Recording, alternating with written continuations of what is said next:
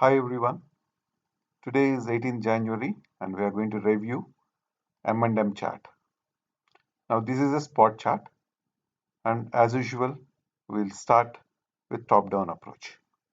Now the first chart we'll be looking at is the weekly chart. Now looking at the structure of the weekly chart, we see that the stock has been undergoing a range-bound move from around 1450 to 1500 on the upper side and around 1100 to 1150 on the downside. And this has been the range since last 3 years.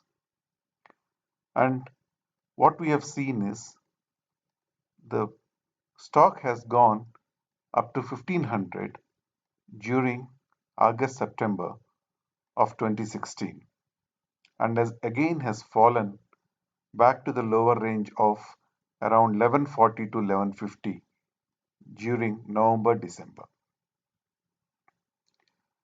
Then the stock held there and again is trying to rebound. Now, as we can see, the blue line here is a long-term trend line. So the stock has fallen below the long-term trend line. However, it is trying to recover and re-enter into the channel marked by this upper trend line and this lower trend line. However, we we find that the volumes are not very supportive of a break into this channel that we have seen earlier. A doji has been forming. The two dojis indicate that the market participants are still undecided whether to break into the channel or to remain weak outside the channel. Okay. Now let us go into the daily chart. Now in the daily chart, it is a bit more supportive of a up move. Now let us review the structure first in the daily chart. In the daily chart, we have seen after long consolidation during the mid 2016, the stock has fallen in September and crossed the 90 moving average band. And that is a crucial band. In most of the cases, 90-day moving average band will be acting as a support for bullish stocks and will be acting as a resistance for bearish stocks. Now, once it has crossed below the 90-day moving average band in September, the stock has tested the band again in September as well as in November, but could not break out of the band.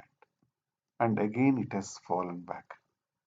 And this time the fall was a bit steeper from November to December, and for a month or so it got consolidated around 1140 to 1150 levels.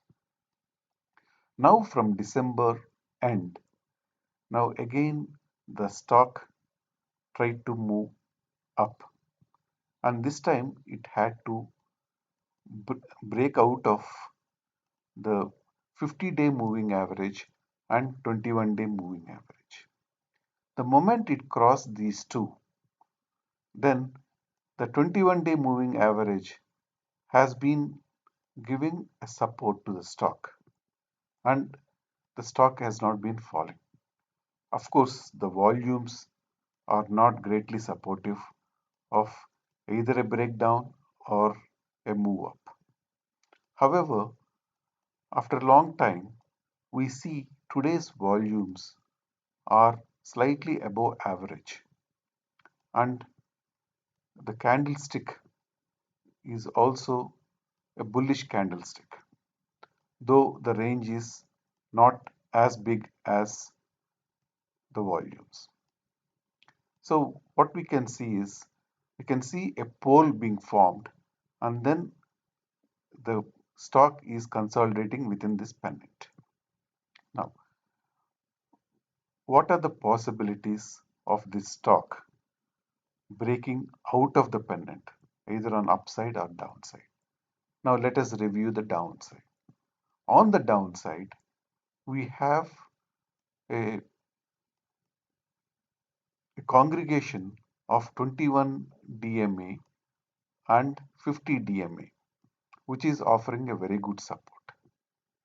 So, with the kind of volumes that are seen today, I believe that the 1200 level is going to be a very good support. Now, looking on the breakout to the upside, we do not see any resistances till 90-day moving average band. Now, earlier it got resisted by 23.6 percentage Fibonacci retracement. And if this level of 1228 is crossed, the next resistance can only come between 1270 to 1282. So the space between the 1228 to 1270 is free and there are no resistances. Hence, we can assume that if the volumes are supportive tomorrow or day after tomorrow, and if the up move starts, the possibility for the stock going up to 1270 is very high. Whoever is interested in taking such a trade can have a few points filter below 21 DMA, which comes to around 1197 to 1198. So keeping a stop loss of 1197, you can play for a target of 1270.